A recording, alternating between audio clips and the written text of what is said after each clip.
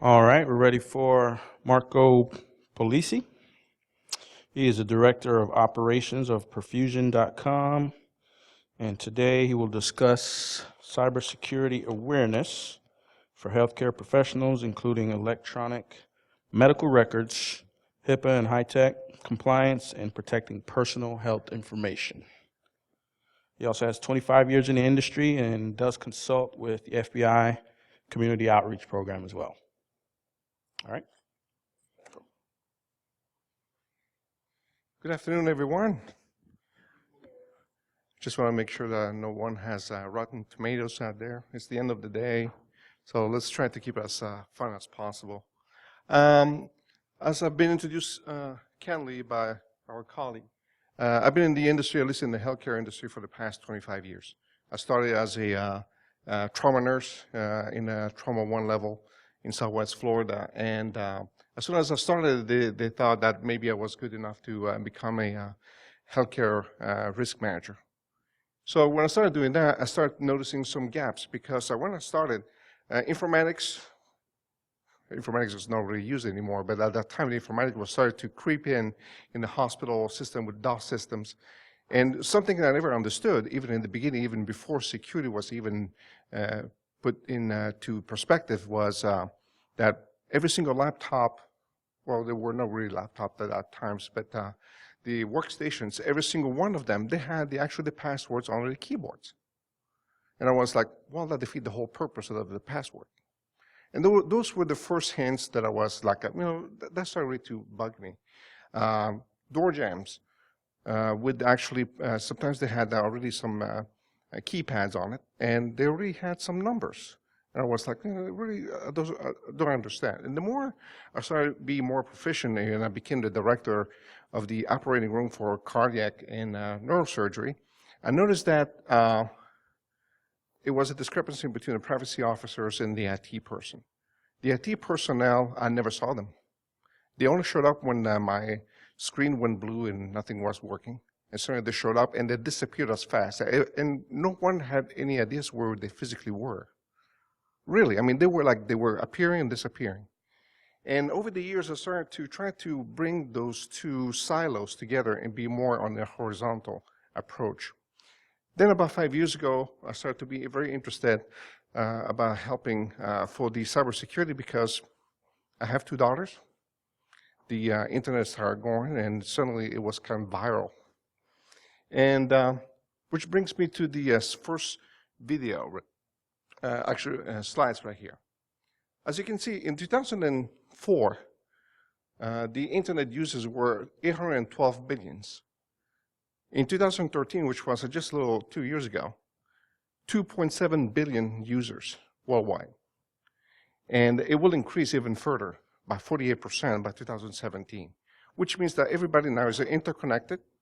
And there are also some consequences, because it's true. It's a wonderful tool for us to navigate the internet and to see what's out there and convenience, actually, our lives.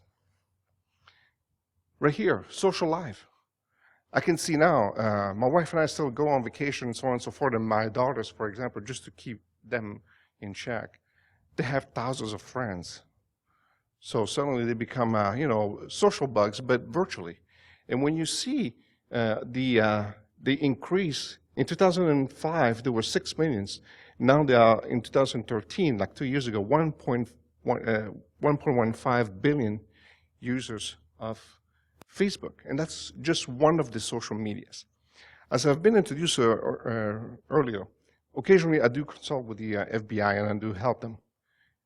Facebook, it's only one of hundreds of social media available. This is one of the most probably publics. All the other ones are the most obscures. And as you can see down, 3 out of 4 criminals or cyber criminals operates on social media. Is a perfect way. They have no face. They can be whatever they want to be. And they know how to network with other people. But this is still in our private lives. Once again, the use of cell phone. Look at the difference between 2004 and 2012. How many more devices do we have? I can assure you, probably most of us here have more than one device that is interconnected with the internet right now in this room. A few years ago, we went to the public phone on the corner. Hopefully it was clear enough to make a phone call if we needed something. Now everybody is actually connected. And with smartphone, basically they are portable offices for us. Once again here, also using the apps. Apps are wonderful tools. That's why they call them apps. People use them for a variety of things, but also opens up doors to other people that have different goals. And here it is. It will affect our lives, not only in a personal life, but also professionally. Every 18 seconds, we have somebody who will be victimized by cybercrime.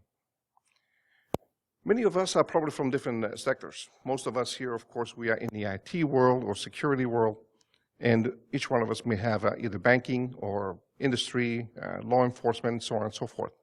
But there is one thing that I can assure you that 99.9% of all the audience here, even the one outside that have nothing to do with our meeting, have in common. By the moment that we were born, we have a medical record. Regardless if we like it or not, we do have a medical record. And this medical record now, it is actually promoted as an electronic.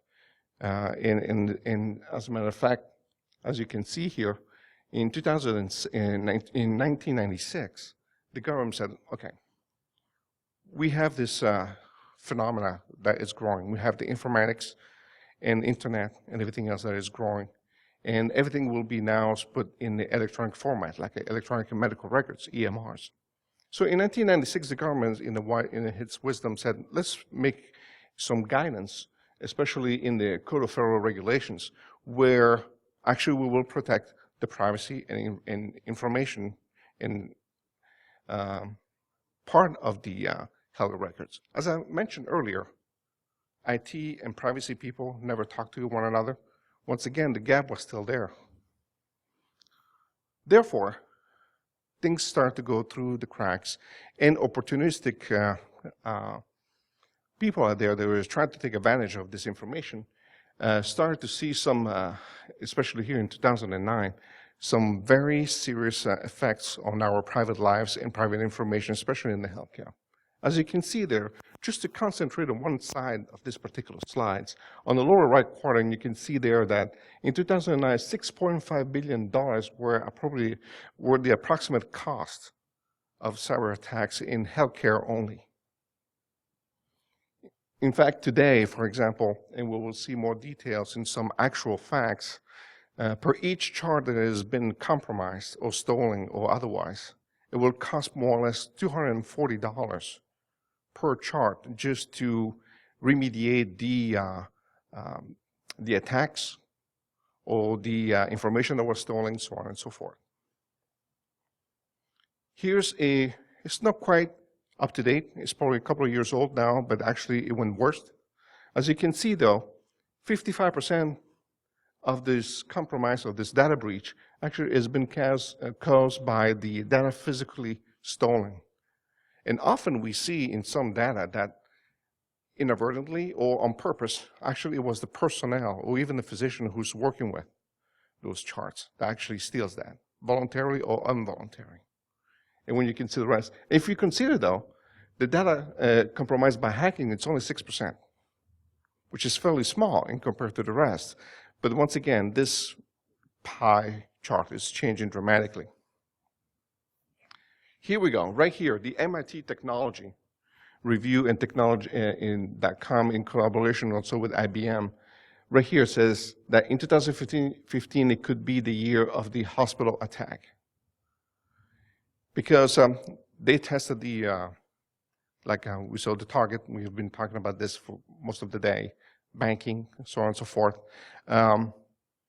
If you go, for example, a criminal, when I work sometimes some cases and I assist with the FBI, the average was about $5. If you're a bad guy, you try to get a workable credit card until somebody finds out and they block it, and that's it. $5, you can get a credit card that can work out there. A medical chart, about 4 years ago, it was about $50 per medical chart in the black market. this year, as we speak, from latest intel that we received, it will cost up to $1,000 to get the medical records. And the important is, a credit card is just money. You go there, if the money is available, you get it. When they shut off, that's it, you throw away the card. However, for the medical record, you can virtually clone the person into you. And people know exactly how to network that and find out not only physical appearances, because there's biometrics in those medical charts, also genetics, and everything else that concerns you. Plus, for example, God forbid you need to go to a hospital and you have a spouse, significant others, or other persons, next of kin that actually will take you to the hospital. Not only they will have your information, but they will also gather the information of the possible other person who may be responsible or help you be responsible for that bill. They have that information as well.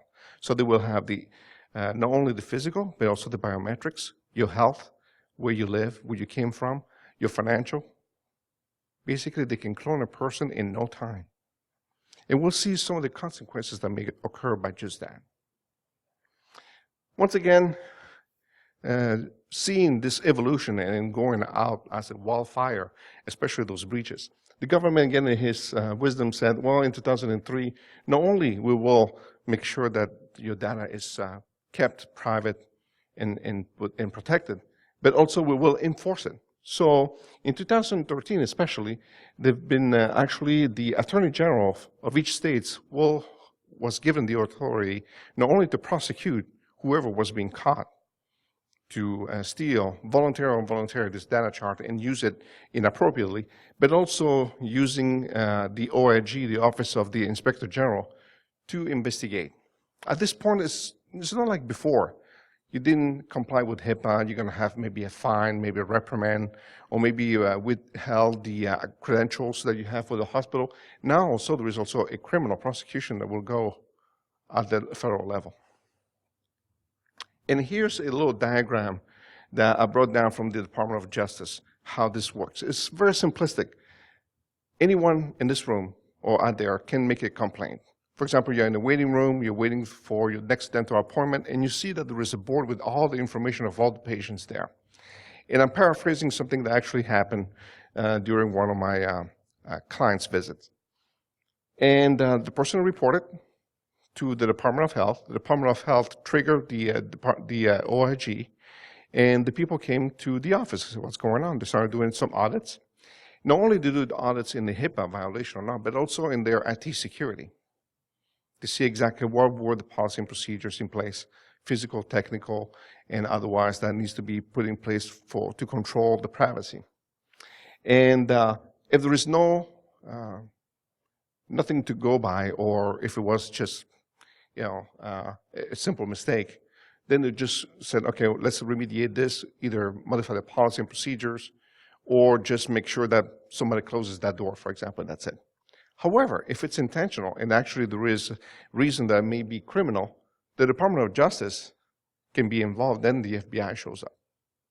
And that people really don't like to see the FBI come in their little mom and pop facilities. And it happens also in larger institutions, as we will see shortly. To do so, what basis does the government or the Department of Health use? We need to have some guidance. What are the standards? How can we prosecute something if we don't know exactly what they are breaking for regulation-wise? The HRS or the HIPAA security rules also said that their main goal is to make sure that the personal information is protected. To do so, they go by the NIST, or the National Institute of Standards and Technology.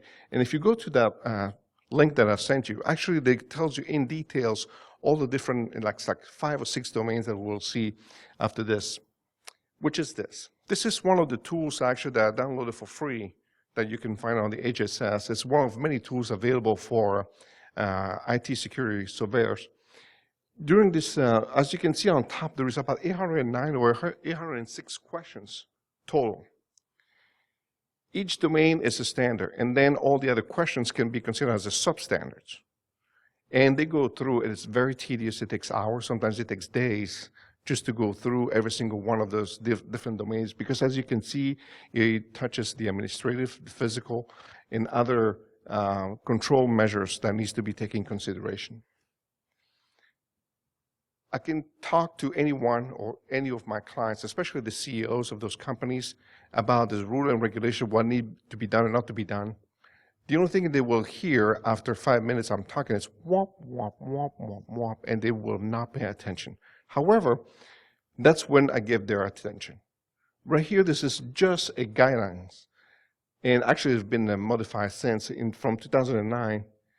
Actually, the minimum penalties, and those are actually financial penalties, and they can go also to prison, to the responsible. And usually the CEO or the CFO of the company will be responsible and help to pay this to maximum penalties. And it goes down from the top there where it's unintentional and all the way down to criminal actions. And once again, this is very, very basics. But for example, for the top one, it's a $50,000 per violation. Did you see the 6 domains that I showed you in the previous read there? So each domains and each sub-questions depends on what's the severity of the level of non-compliance is. It will go up to $50,000 and a maximum annual of $1.5 million per standards that was violated.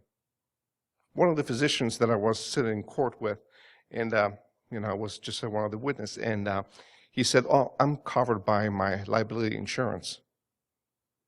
And that's where the judge really lost his cool altogether, because not only he went to the full extent, but for each standards that was violated. And the practice went bankrupt. They closed shop altogether. Because basically he said, "I'm covered." Like we talked to earlier, whoever was here to listen to the previous one, or a couple of lectures ago, even if you're trying to divert the risk, the responsibility is still to the person who owns the data, and the also who's responsible for the safety and protection of those charts. So make a quick calculation, and then we'll show you some cases and add it up.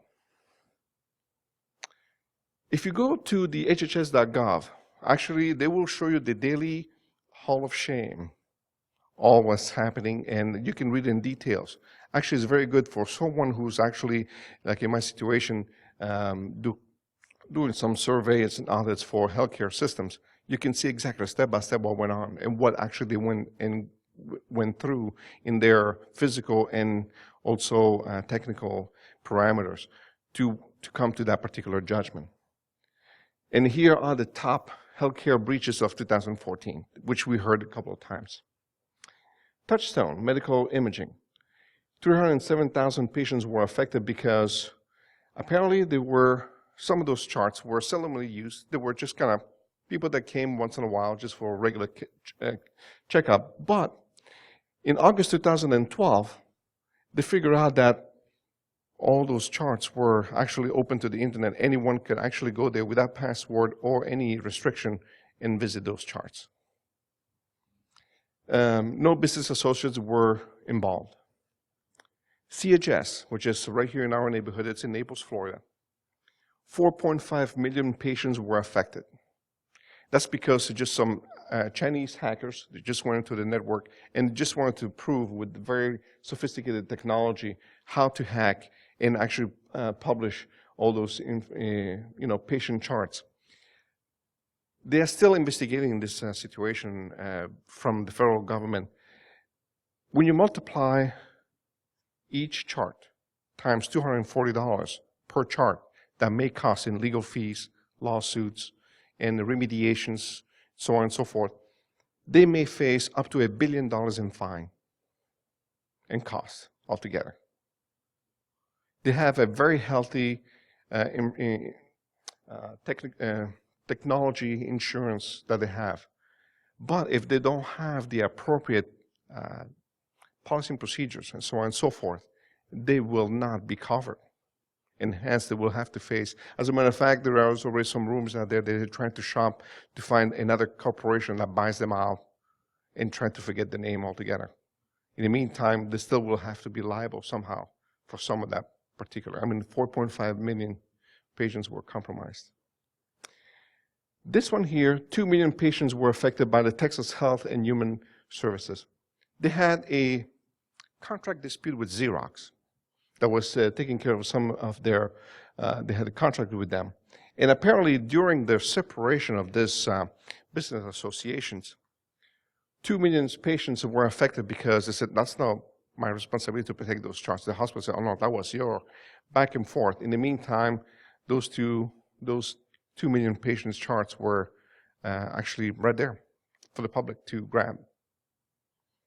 And once again, third party contracts is very important to go through all the different analysis and what needs to be done. Same thing here, County of Los Angeles Public Health, 342,000 patients were affected. Same thing, just somebody stole the desktop. Just at the lab, and they just stolen from the offices. One thing that needs to be very taken in consideration, especially if we take care of PII and PHIs, is the main reasons that the most damage is identity theft. As I said earlier, people can actually clone somebody else's by just the data available in those charts. Insurance fraud, they can pertain to be somebody else's. Since they have all the information now, everything is done electronically, they can put it in there and use somebody else's benefits for their own. Dangerous hoaxes. One of my employees, as a matter of fact, got a victim. I knew because she was working in the office with me that particular week. Somebody called, said, I need so-and-so information because she needs a emergency surgery and she's in England. If there's any way, can you give me the rest of the information so we can proceed with the surgery? I said, well, I'm not sure because the person is right here sitting by me at the office.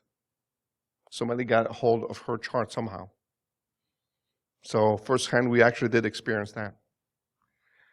Stolen prescriptions. Once again, all prescriptions are also electronics now. If somebody hacked into AP and they know exactly, sometimes those prescriptions in the less sophisticated ones, they are just PDF format. They just discover, they decrypt that particular document, and they go to the pharmacy with the script that's totally perfectly legal, and they take it.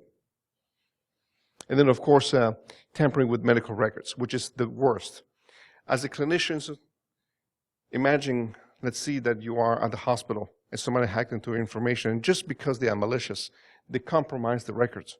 They don't say, for example, that you have diabetes, or you have a severe aortic stenosis, and so on and so forth.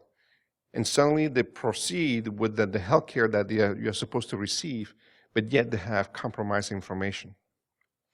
Which brings also those other security considerations. The hackers attack, it's not if, they will happen. And it does happen on a daily basis. Number two, the insiders. Once again, the most error and the most damage done to patient health care, it's from the insiders themselves. Sometimes just because they are too busy. Laptops left unencrypted and unattended. Or computers that they don't have timeouts and they are on and people can just go out there. I don't have a picture right here, but I found some laptops with USB ports or even printers that they are networked, and they were just out there just collecting all the data.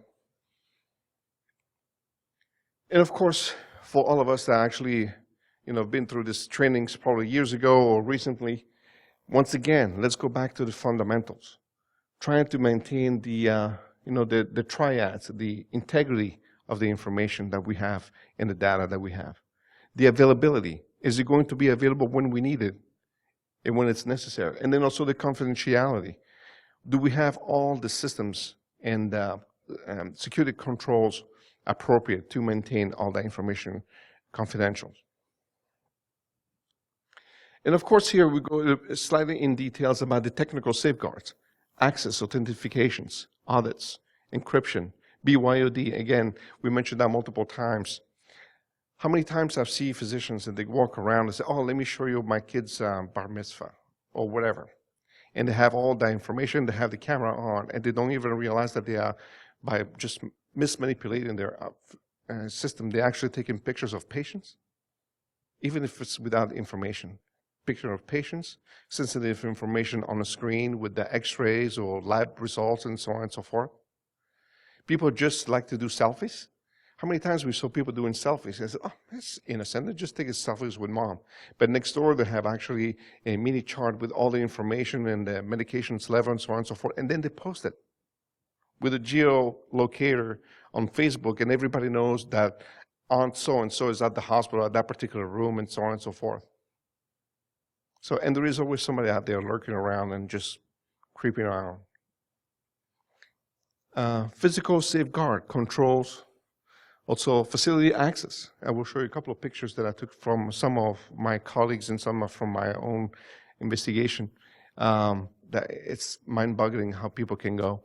Also, workstation, we mentioned that before, and security. And then administrative. How many times we go to places, we do surveys, they said, we have policy and procedures. I said, right here. And then I look at the policy and procedures, I said, but the logo doesn't even match what you have up front. I said, did you just change the logo? So, oh no, that was the previous owner. Okay. Does that then make you suddenly owner of this policy and procedure?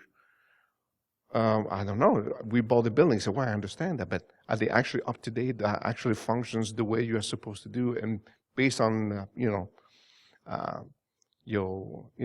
new company philosophy and all that. Policy procedures that contradicts one another, and that if they go to court, it doesn't hold. They lose right there, regardless what systems they have available. Awareness and educations. How many times people take for granted that, oh, that person is just a journalist, we don't need to let them know, they won't understand anyway. There is always a way to inform every single part of the spectrum of our employees how important it is to be part of the security of our PHI and security overall of the facility. And then legal and risk management. Legal and risk management also needs to be in sync with the rest of the company. Sometimes, once again, attorneys especially, sometimes like a formerly known IT where they hide somewhere in the hallway, nobody sees where they are. And you try to find out even who's the legal advisor. You don't even know who they are. They probably even walk through your department ever. And they need to be also brought back to daily operations. Once again, we are never too small to be secure. 65% of small firms makes the backbones of the industry of the United States now. And more than 50% of that, it's healthcare industry. We don't realize that, especially here in Florida. We have more clinics and even private clinics that you can ever imagine. Same in Arizona, same in California. And it's a high concentration of business. And people say, oh, they're just small. They just have a couple of docs and just a few thousand patients. But yet, it can add up to a big mess if you don't pay attention to the our responsibility as IT security people. Needs to react with our clients, our colleagues out there. Let's start a few Hall of Shame that I took. The first picture, the first two pictures right there are from a hospital in England that I've been involved with. The first picture right there is actually almost like a perfect. It was a concerned employee said that electrician has been in that ceiling for about a week. I don't even know exactly what they do, but they are there day in and day out. So he finally took a picture, and the guy said, "As an electrician, what do you want me to do about it?" Adjacent to that tile, a couple of tiles down, there's this wall right there. And that was a room that was revamped as the server room. They still had the temporary door, as you can see. They put actually a better door after that. But those were all cables that were coming from their server rooms and going to the different departments of the hospital. The guy was actually out there and tapping into their lines. When they finally authorized, and at that time was Scotland Yard, actually they went in there and he left all his equipment right there, downloaded thousands of informations and so on and so forth, banking information also, all right there. And nobody paid attention. Said, well, this little guy who said, I don't know, I've been seeing that for a week. What is he doing? How about this one here? I love it. See the little balloon right there in front of the camera. And the guy said, oh, maybe it was accidental. That was a docking area of a hospital. They were in and out, and they were transferring some charts. Nothing was really found if it was stolen or not, but look at this, though. Nobody did anything for a week. The balloon was right there with a string. And of course, with the wind, it's not always in front of the camera, but right there is a hint. Plus a bright yellow balloon, really? How about the other one there? I interviewed that electrician and said, what gave you the hint that something was wrong? Well, the blueprint said I had to put the camera right here. I said, but the screen was in front of it. I said, well, I don't know. So perhaps you should have, contacted your supervisor and said, is this actually the right spot where I need to put this? Or the right direction? It was like that for a week and a half before anyone actually reacted to it. How about this one here? On the left side, I took that picture. It was a old server room. It was just for email server, nothing major. However, the keys in the door was ajar for an hour and a half. Nobody ever claimed the door. Finally, I removed the keys and took it to the security department. I said, those keys were at that door for an hour and a half, and I stood there. Nobody took it. On the other side was a hospital here in Florida. Wonderful keypad. It's one of the labs at the hospital. And the little white tag, it says laboratory, blah, blah, blah. In very little on the little tag, actually there is the combination code to open a keypad.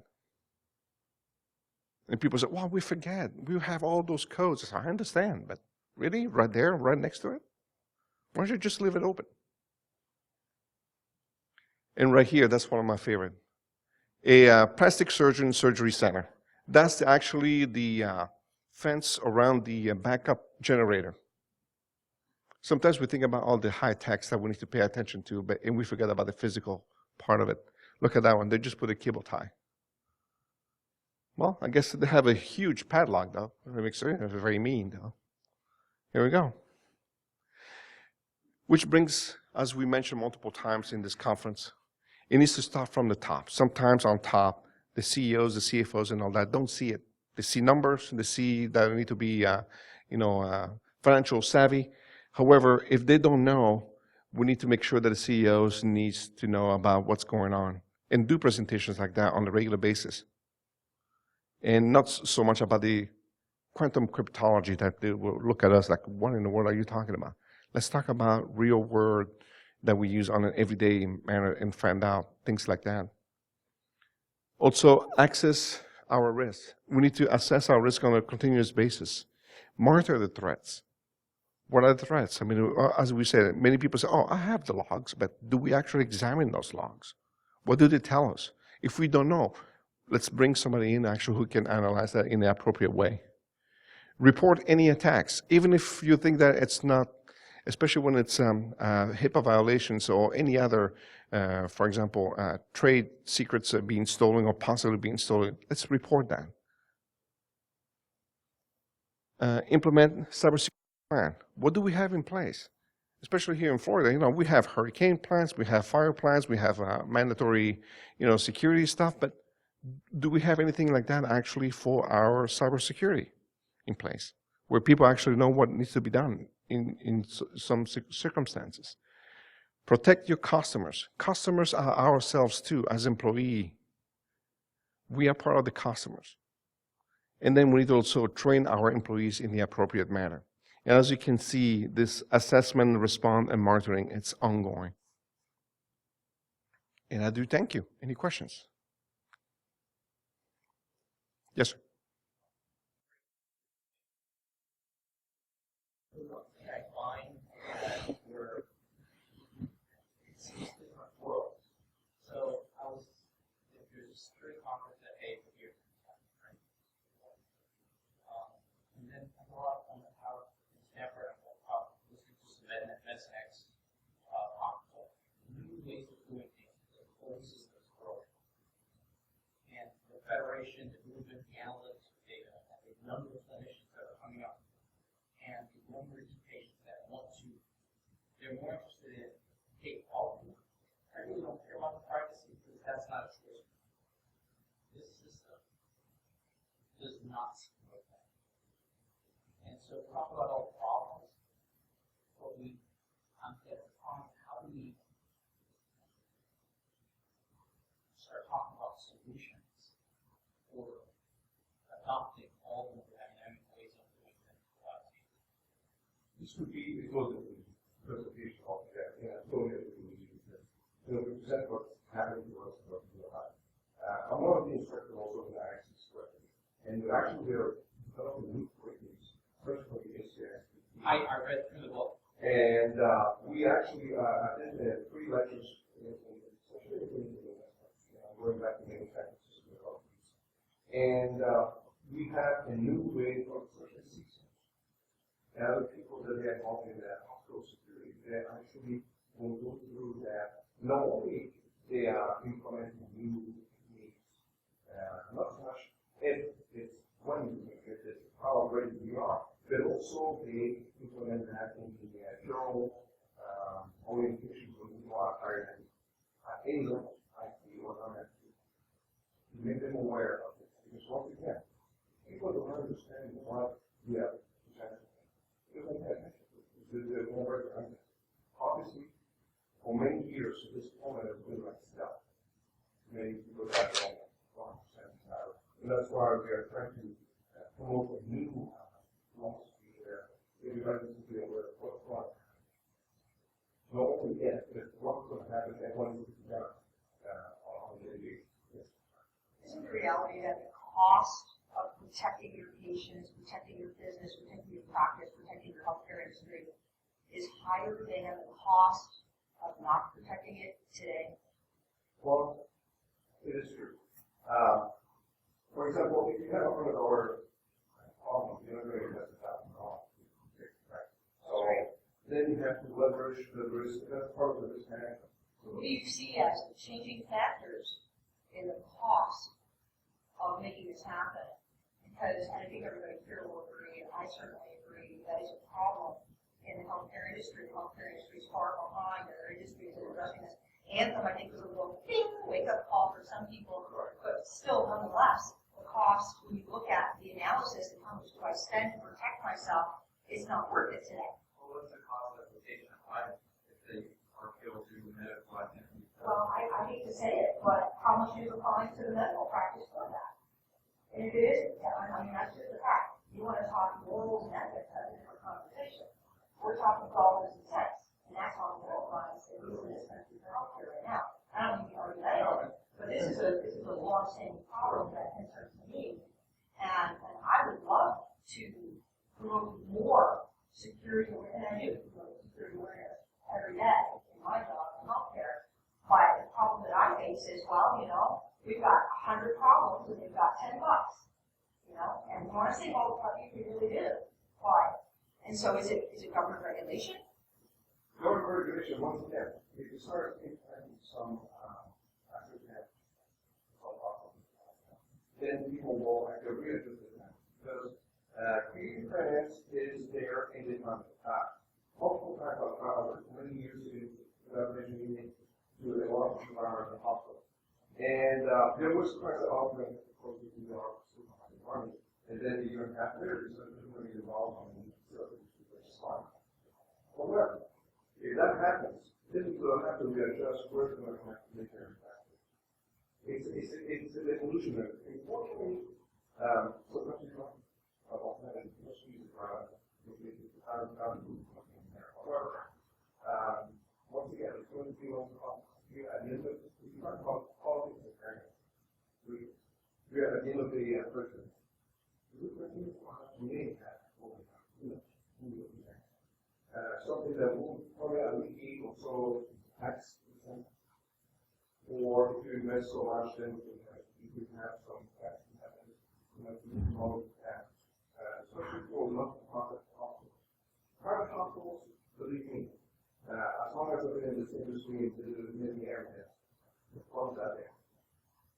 But, for example, quick anecdote, this position was the comment that I wanted to make. This is the thing that will save lives in the next 10 years. About 2 months ago, I went back there just to try the hospital there in the middle of the country. So to look at it, so I understand how to prioritize the capital expense in a way that you see it once again. If the CFO and the CEO is another variable, then because for many years, it's not really important. We are really important. It's very easy to talk to the The positions was on with the XCP as something to go on. However, if they are aware of all this, and they inform us of the position on this, maybe that these whole meetings will be compromised, and perhaps, being quiet and being in a situation where we will have to go shop or merge with somebody else. The total goal of the reorganization was very entity in the way that the role helped a little bit above. We've never going to have a perfect security. Physical, technical, whatever you want to call it. So we're going to be some of that. However, it's a new generation. We're going to be new items. The banks did that 20 years ago. Banks still, no matter the hundreds of millions they spent, this is why I want to believe my data were stolen, right? Because the banks have spent this like this is just a question. The banks have spent way more than any healthcare organization you've ever had to spend, and they've still lost basically all of the It wasn't that long ago that people were still using cash and checks. Now it's almost possible. Because I see my doctors, they don't have cash, they all use their iPhone or iPad, so on and so forth. So they will use different methods of payment. Granted, the black guys all seem like there's you try to go on the iPad, something like that, those kinds of call towards perfect call. It's going to be the race that it's going to take. However, everything is so virtual. And like the bank years ago, and I know this still is happening, we still are victimized. How do I convince doctors, small practice, Yes. because that's my world, sorry, Absolutely. that this is important and they need to carve out a budget for this? Once again, we have to get those reality reports. We don't have to. This is actually happening here. I had one position, plastic surgeon, fantastic, once again, he was not really referred, and he was saying that he couldn't afford because he had only activated some of the stations were still like how do you even hack the software? And Cancer running on wheels. correct. And he was comparing something as like such and such, and he collects watches. I said, not to fit into your own pocket. It's not like this, you want to go on that. I'm sure that watch that you're wearing today, you sell it. You can actually outfit, you do software that actually will impact and with a return. She sees that you providing food, also streamline your charting and billing and so on and so forth. You won't go buy a new watch. You always work. But once again, They're saying EHR, oh my God, we use, oh my God, ICD-10, please, we just stop. HIPAA, 5010, we just finished that. What is next? it's Cybersecurity, really, in healthcare? And we're going, yeah, really, in healthcare. And this is a risk, this is a problem. They're going, okay, well, how much is this one going to cost me a little more? Because my plate's full. and with this, what is that if I had insurance, you got the alcohol. Anyone, if you look at any insurance, they're going to run whatever policy you want. If you pay them, they won't. However, that's what it's right. They won't pay because agent policy procedures do not match the insurance. It's actually useless. And in the court law, the rules do not. However, once again, if there's law enforcement, which you never had before, and it happens, this is something that we did not do the law for the people who are like and for the law of pop, it will come back. I need to feed them consumable lights that they can understand, that help them prepare, because I believe that there are going to be regulations that enforce these things at some point, and the more prepared they are when that happens, and even if they're prepared way before that happens, it's got marketing and promotion value in their community, these sorts of things.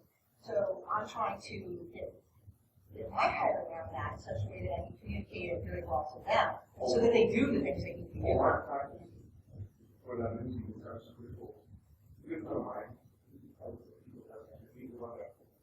What I do, I have also the iPad version of this sort of very basic form, smaller then there's no question.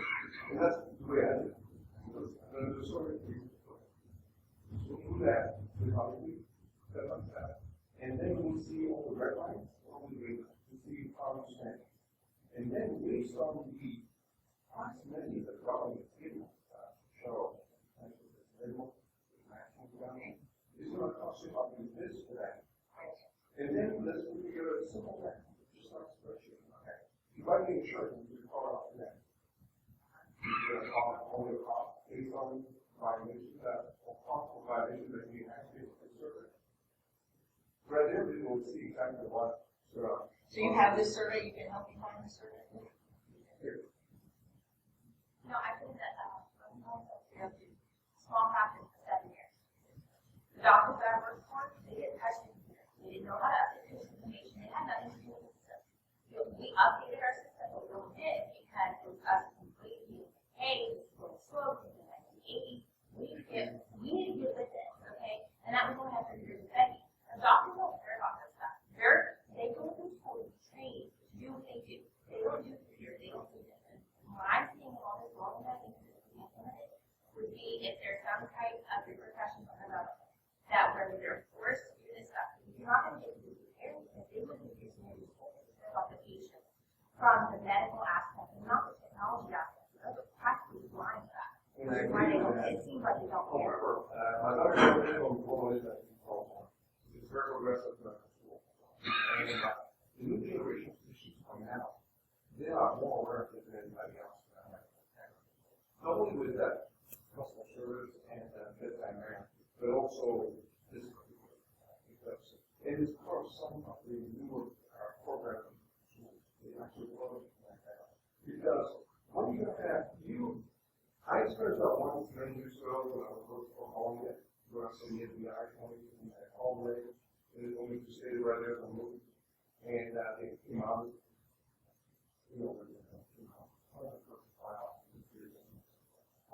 Some specialty physicians in clinical informatics from the MIA starting this year. Sure. So you can specialize in Once again, it's a changing culture. It's a lot of changes. The new generation is looking more aware of it. And it's like maybe it's going to be this is brand new. My doctor was very old school. I worked for a pediatric dentist, and he was my dentist when I was younger. So just to put things in perspective, and his too. And a lot of people are still in there, I get that. From our perspective, what we're trying to educate them on the practices on is to have a practice administrator, a practice manager that understands all these things. But it's still coming out of their pocket, it's still coming out of their budget. So the practice manager is asking for money for the EHR, for the PM, for all these other things. And how do you get them to include this is a big challenge I'm having why I'm here. But the physicians themselves, just the practice manager, I totally get that. And I get that the younger physicians are really into the technology and they dig in, they're really got it. But mom and pop practices back years and years ago could be the doctors doing everything. They see the patients, they do some paperwork, they do some filing, they do all that. They have some cute chick that answers the phone and makes great coffee. But well, and a lot of them, they're out here talking about that when they open the doors, But today, it's a small business. And when you're running a small business in a highly regulated industry, you need a professional manager that's paying attention to the business aspects of that organization. When the healthcare, especially in the southeast United States, especially the education, for many years, not all of us, for years, charts and events, this all. And the exactly where they were at, you see that fantastic memory. Now people need to read on it. So here's what you do. you have the laptop unencrypted. Right now. And it has a small conservative. I mean, I see that with this. Correct. So you can have even the everybody has a principal document. How many positions are they use documents? A lot. Okay, so it's very quickly about that. For 3 days, it was completely open for 6 hours. 6 hours were open to verify if they had information system. And any kind of Really? Yeah. So it does happen. So if you use all this on top, the service will do this.